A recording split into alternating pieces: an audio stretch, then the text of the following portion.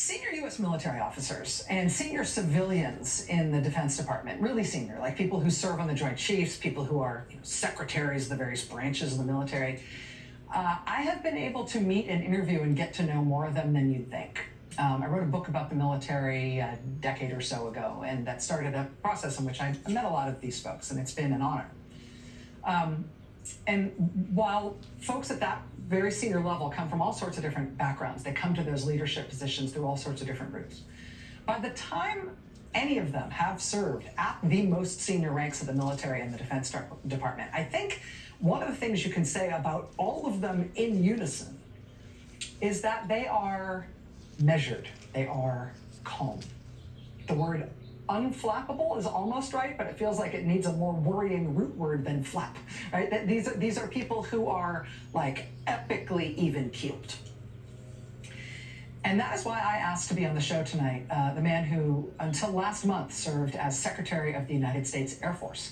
His name is Frank Kendall. He is a West Point graduate, an Army veteran, a former Undersecretary of Defense, and for the last 4 years, he was Secretary of the United States Air Force. He is not a flappable man. And yet, Friday night, President Donald Trump and Defense Secretary Pete Hegseth announced the sudden and unexplained removal of the Chairman of the Joint Chiefs of Staff, the highest ranking officer in the United States Navy, the Vice Chief of Staff of the Air Force, and the senior lawyers, the senior legal officers in the Air Force and the Army and the Navy. Now, Frank Kendall responded to that in writing. And what he wrote to me is the unflappable veteran defense official version of an air raid siren. Just listen to this. Quote, President Trump's decision to fire senior military leaders without cause is foolish and a disgrace. It politicizes our professional military in a dangerous and debilitating way. What frightens me most is the removal of 3 judge advocates general, the most senior uniformed legal authorities in the Defense Department. Their removal is one more element of this administration's attack on the rule of law, and an especially disturbing part. The military's top judge advocates general are the senior military professionals who interpret and enforce the Uniform Code of Military Justice, the rules that guide troops in the field. They have the independent legal authority to tell any military commander or political appointee that an order from the president or the Secretary of Defense is unlawful, cannot be given, and should not be obeyed. Mr. Trump and Mr. Hegseth will now get to choose the JAG leadership for all 3 military departments. One has to ask why JAG leadership was singled out for replacement. This is part of a much larger pattern of disrespect, even disdain for the rule of law. If there is one characteristic of this president and this administration, it is the utter lack of respect for legal constraints. Kendall says, quote, we are in danger when the legal constraints on how the president uses the military, including within the United States, are ignored or brushed aside. Our country is in uncharted territory. We have an administration that is waging war against the rule of law. The evidence is everywhere. We don't yet know how far it will go as it seeks to control, reinterpret, rewrite, ignore, or defy legal constraints, including the Constitution itself. He concludes with this. The replacement of the military JAG leadership is one skirmish in that war, but it is time for the American people across the political spectrum to recognize what is happening. Quote, America has a rogue president and a rogue administration, and we need to acknowledge that and respond.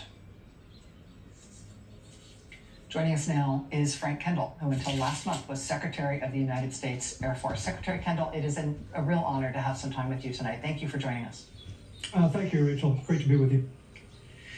Am I right to read this as you essentially sending an alert that although, to civilians, this might not have registered at first glance like the biggest deal, given everything else, you're essentially telling the public this is a very big deal and one that needs a response? It is a big deal, and I chose my words carefully and very thoughtfully. I felt that in the announcements about the people being replaced, that the removal of the judge advocates generals, the head lawyers for each of the services, was not getting the attention that it deserved. And I really wanted to call some attention to that because of the implications that could possibly have. In terms of the removal of those legal officers, I found it striking that in the announcement about their removal, they weren't even named. implying that they were removed as a class of people rather than as individual public servants and officers who were removed for some specific reason as to how they were doing their job.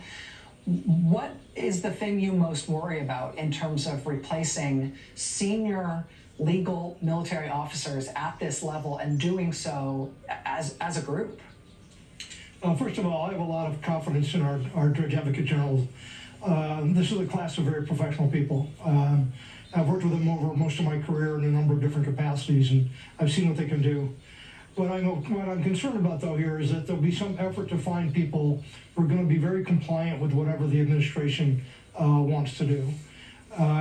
Secretary Hegseth has made some public comments about this. He's talked about, JAGs constraining operators excessively when they're engaged in combat. That's a concern that lower-ranking people might have about not being allowed to use as much firepower as they'd like, for example. But the rules of engagement, the rules of armed conflict, and so on are there for a reason, and they have to be followed by people, and we use the JAGs to help enforce that. That's one aspect of it, but there are a number of other things that the JAGs would be able to pronounce judgments on, and again, have legal authority over people in uniform. And that includes, as you mentioned, the use of the military within the United States against American citizens. There are legal constraints on how the military can be used. But as with all laws, they're subject to interpretation. So I'm concerned about the direction in which this is heading. This wasn't part of the DEI, war against DEI that's being waged. The JAGs really have no role in that. These are not people who have, other than fairly narrow responsibilities, well down within the structure of each of the services.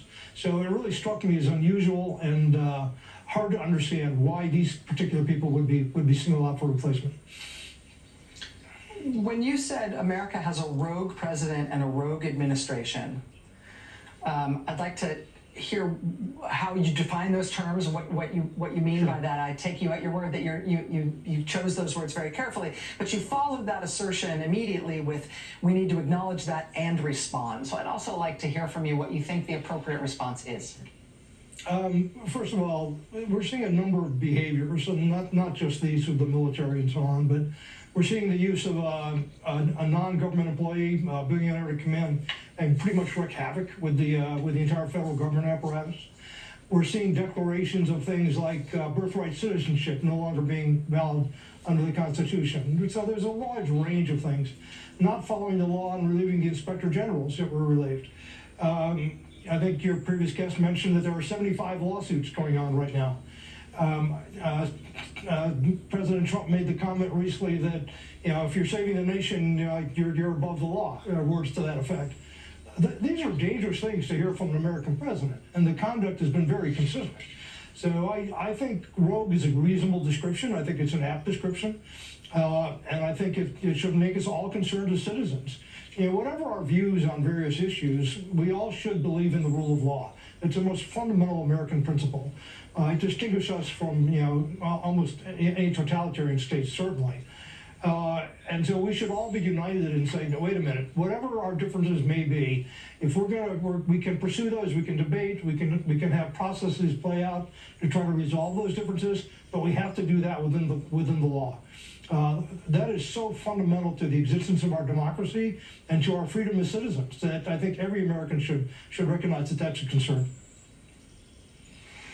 Frank Kendall, former Undersecretary of Defense, until last month, Secretary of the United States Air Force. Sir, thank you for your service to our country.